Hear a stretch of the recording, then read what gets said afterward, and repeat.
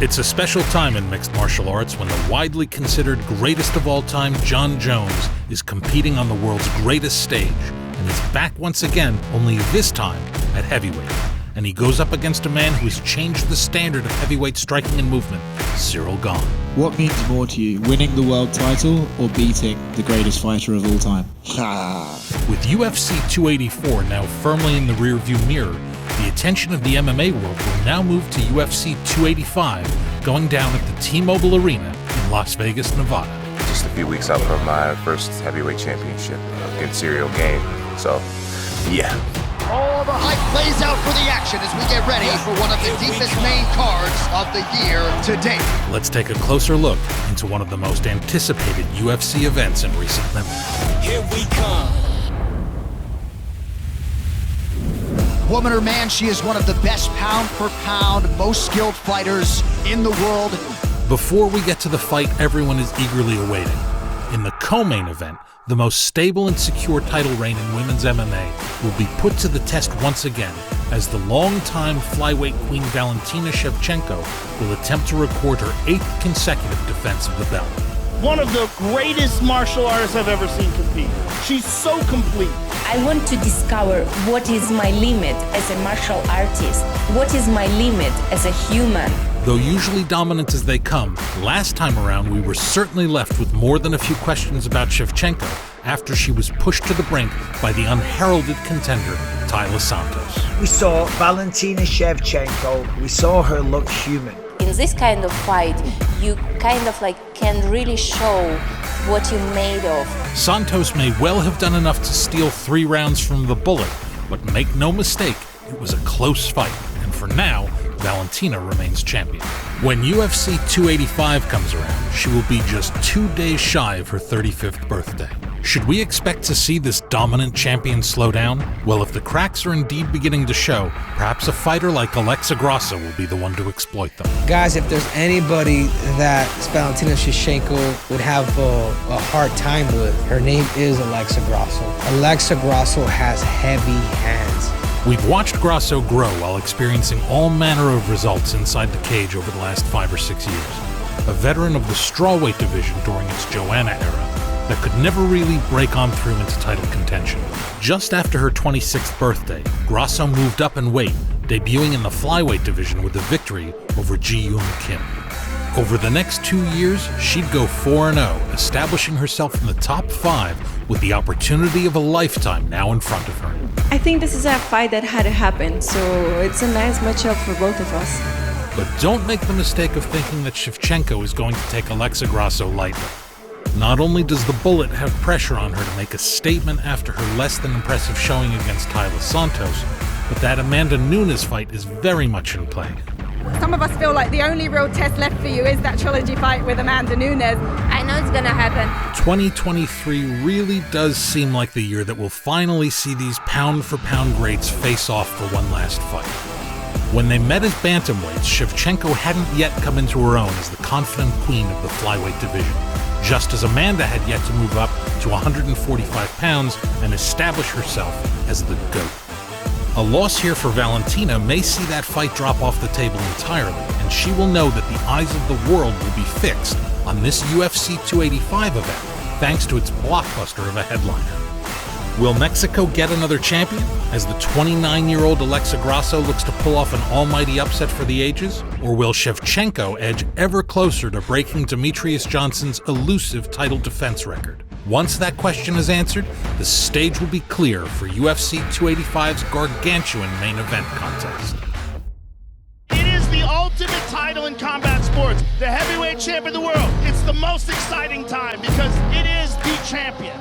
There is nothing quite like a heavyweight headliner. But even by that division's lofty standards, those who tune in on March 4th will surely be in for a treat. A great fight is one that brings a lot of questions to the table.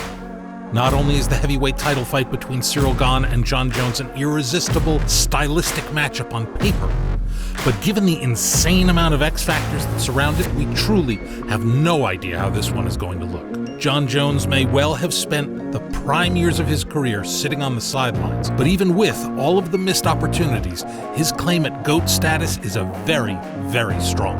Jon Jones is the greatest of all time for his dominant light heavyweight run. For years, this man paved new ground in the sport, natural gift for MMA that we haven't seen in any prospect that has followed. Jones, at the best of times, was out of this world, a freakishly athletic specimen whose mind for combat made him something more akin to a fighting supercomputer than a simple competitor.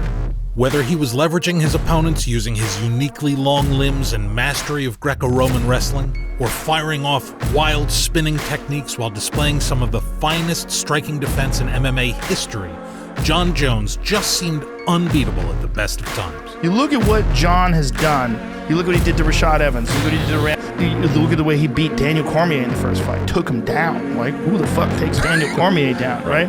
And then you look at him in the second fight. He head kicked him and stopped him. But after his rather public fall from grace, we did start to see the competition catch up. His final trio of 205-pound appearances didn't exactly set the world on fire. But when it comes to poking holes in this man's resume fight by fight, all you can really say is that, sure, he had a couple of highly competitive and divisive decision wins.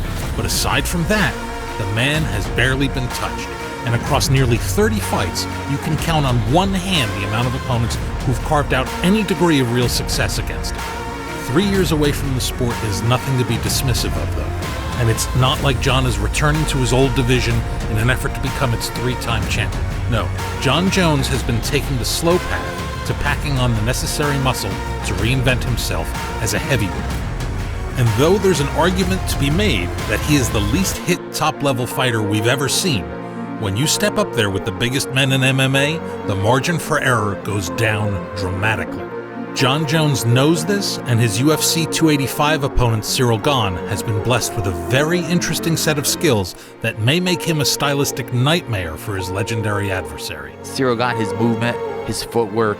He's the most agile and the most technical of all the heavyweight strikers. Guy moves like a middleweight. Yeah. He's 240 plus pounds. Gane is unbeaten in all but one of his professional outings so far, a narrow decision defeat to the former champion Francis Ngannou, a fight that saw him very successfully evade all of the Predator's biggest power punches.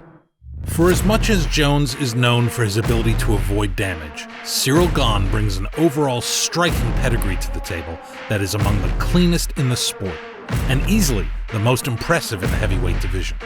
This guy is a fluid, clinical, and highly efficient striker, a man who was able to stand up in the face of Ngannou's legendary power without flinching. Gane himself isn't the biggest hitter in the world, so Jones's chin won't be under the same level of threat as he would have against many other heavyweights. But if Jon can't work his wrestling into his offense, there's potential to Ciryl to really put on a show here. That's what happened for large periods of the Francis Ngannou fight, and that, above all other things, forced Ngannou to resort to Plan B.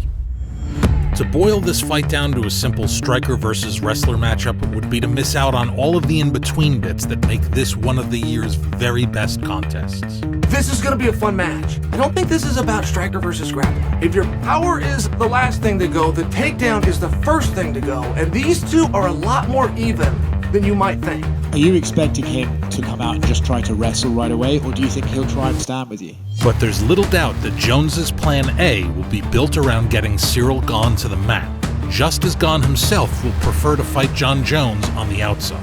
That infamous 84-inch reach isn't going to take Jones quite as far at heavyweight, and only time will tell just how well he manages to deal with fighters who have spent their whole careers as natural heavyweights. How does Jon perform at heavyweight? Can Jon close the distance? Is he as fast? What is the 3 years off like? Is he hungrier and even better because he's fired up and he, like y'all must have forgot? He's got that mindset. I'm here, I'm in the present, and I'm back on the mission that I've always been on. That's to solidify my spot as one of the greatest fighters ever. If Ciryl Gane wins, France will have a UFC champion, a man who was able to bring a run of form that lasted nearly a decade and a half to its end in one of the biggest fights of the era. But if Jon Jones can actually do this, if he can actually return to the octagon after 3 years and do what many people believe to be beyond him, that might just wrap the GOAT conversation up there and then. Even Dana White was forced to admit that Jones would be undeniable if he can pull this off. If he comes back and wins the heavyweight title, the debate is over. Great fights, era-defining fights like this one, always make their stakes feel monumental. And for the sport of mixed martial arts, this fight, no matter who wins, is going to leave its mark on MMA history. One way or another, we will all witness a piece of UFC history. It has been a while since the heavyweight division has felt like the marquee attraction it once was. But after a few positive years that saw solid improvement in the weight class, the UFC 285 headliner looks set to be something special. The type of matchup that just doesn't come around every year. But who do you think gets their hand raised between the former interim title holder Ciryl Gane and the longtime king of the 205-pound division, Jon Jones? Do let us know what you think in the comments section below, and as always, thank you for watching, and I'll see you in the next one.